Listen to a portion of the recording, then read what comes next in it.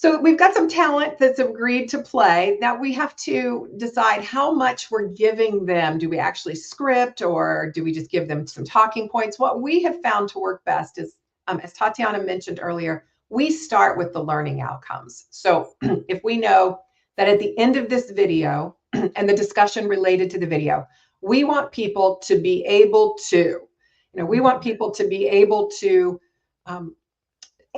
clarify a question. We want people to be able to say no with tact and diplomacy. We want people to be able to disagree agreeably. Now, we have these we have our large learning outcomes, and then we've broken that down. So if it's, I want you to be able to respond with empathy, we know that that's going to mean you're going to non-verbally be responsive or echoing what your conversational partner's doing, that you're not going to sort of hijack the conversation and make it about you, that you're going to practice stating what you heard, both what we think the person said logically, what they're saying, the words they're saying, and maybe to make a guess at what they're feeling about that and to express both.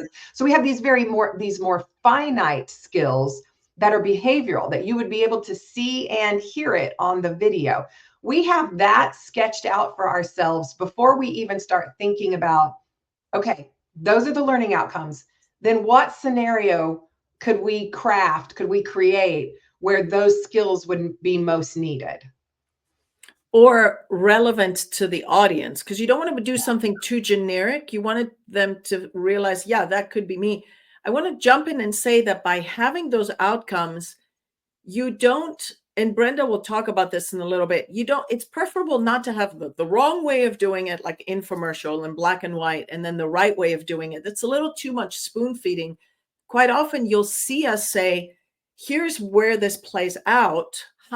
What are things that the person did well, and what do they need more coaching in? So remember, we want them to apply what they've learned. Maybe we've shared empathetic listening, and then we say, what were some things that this person did well? What do they need to do better? And maybe then you take a not very bad scenario, and then you show one more level up, how it can be even better. But we recommend you don't do a bad and a good, because I've learned, especially the younger generation that consumes video in pretty much primarily consumes video, quickly can see through this, and they will shut you down if it's too hokey or too evident, right, Brenda?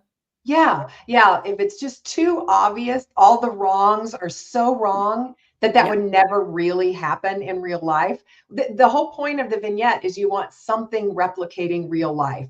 So in real life, it's usually that it's a mixed bag of some things went pretty good and some things didn't go so great. So those are the best scenarios for creating more conversation, the ones that bring the learners into that reality situation, the ones that really help them see themselves the most. If you have just a total wrong, they know that's not them. They never show up and get everything wrong.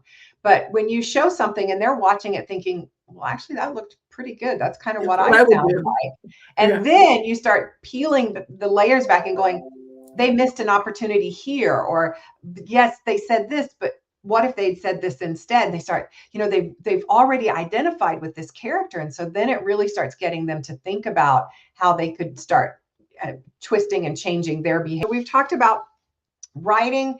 Some of the tips that we want to think about are not writing all right or all wrong. Start with the learning goals.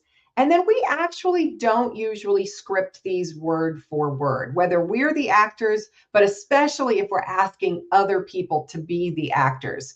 Instead, what we put is like, here's the scenario. Here are some of the big chunks of conversation that you need to have. And within this, we need to make sure that at some point in the conversation, hey, welcome back, that at some point in the situation that there is a cue that here's where you need to make sure you look at your phone, because we're demonstrating something you really shouldn't do when you're listening. So there's that cue, and that cue might be, as Tatiana was saying, hanging on a poster board or a flip chart behind the view of the camera, even if the camera is just your phone, where the actor, your employees or trainees can see it.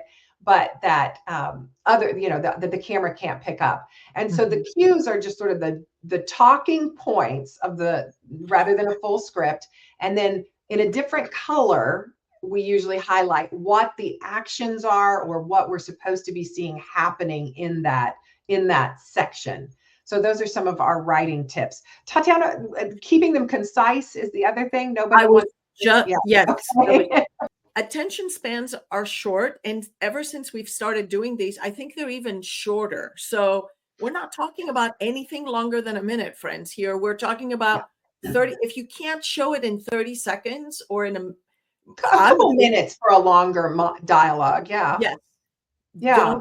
Don't go back, because you don't want to belabor it. You even want to have something where you stop and you say, write down 3 things. So you with a partner discuss this, and then let's see what happens next. Even if you continue, did they apply some of this? So don't feel that you have to tell the whole story. You as the facilitator can set it up, and you'll see us quite often do this in LinkedIn videos or in trainings that we do. We say, we're next going to watch this, and you will experience